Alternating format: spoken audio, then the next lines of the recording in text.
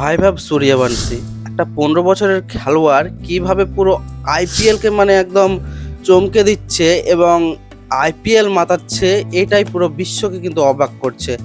একটা 15 বছরের খেলোয়াড়, ছোট বাচ্চাই বলতে পারো, কিভাবে মানে এত কম বলে এত বেশি রান এবং অরেঞ্জ ক্যাপ হোল্ডার। এই 2026-এ ভাইভাব সূর্যবংশী আছে অরেঞ্জ ক্যাপ হোল্ডার। প্রায় 672 রান করেছে 16টা ইনিংসে, এবং যে বড় বড় প্লেয়ারও কিন্তু এটা করতে পারেনি। সেই 15 বছরের খেলোয়াড় কিন্তু এই 2026-এ মানে করে দেখিয়েছে। এই বয়সে এত কিছু অ্যাচিভ করেছে এই 15 বছরের খেলোয়াড়, যা সব খেলোয়াড়ের স্বপ্ন থাকে।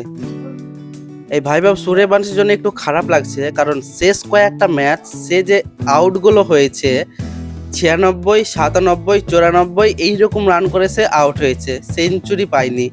যদিও রানগুলো 4 রানে, 3 রানে, 5 রানে সেঞ্চুরি পায়নি, তো সে কিন্তু টিমের জন্যই খেলেছে। সে যদি ভাবতো কি আমি নিজের জন্য খেলবো, তাহলে যখন 97 রানে সে আছে তখন কিন্তু 1 রান করে সে কিন্তু সেঞ্চুরিটা পূরণ করতে পারতো। কিন্তু সে 1 রান করে পূরণ করতে চায়নি, সে বাউন্ডারি মারতে চাইছে টিমের জন্য, যে আমি রান করব, দিয়ে আউটগুলো হয়ে গেছে। তো একটাই 15 বছরের প্লেয়ার এত কম বলে এত বেশি বেশি রান করার মানে সে কি জাদুঘর? সে এত ভালো খেলার কারণ কি? কারণ একটাই বন্ধুরা, মনোবল, নিজের আত্মবিশ্বাস এবং ভরসা। সে কিন্তু এই বছর অরেঞ্জ ক্যাপ হোল্ডারে আছে 672 রানের। বড় বড় প্লেয়ারগুলো কিন্তু এই মরশুমে এতটা কিন্তু ভালো পারফর্ম করতে পারেনি যে 672 রান করে দিয়েছে এই 15 বছরের খেলোয়াড়। অন্যদিকে যদি আমরা দেখি, সাই সুদর্শনও এবং শুভমান গিল কিন্তু 2 এবং 3-এর মধ্যে আছে। তারাও দুর্দান্ত ক্রিকেট খেলছে, মানে তুলনা নেই, এইরকম ধরনের ক্রিকেট খেলছে।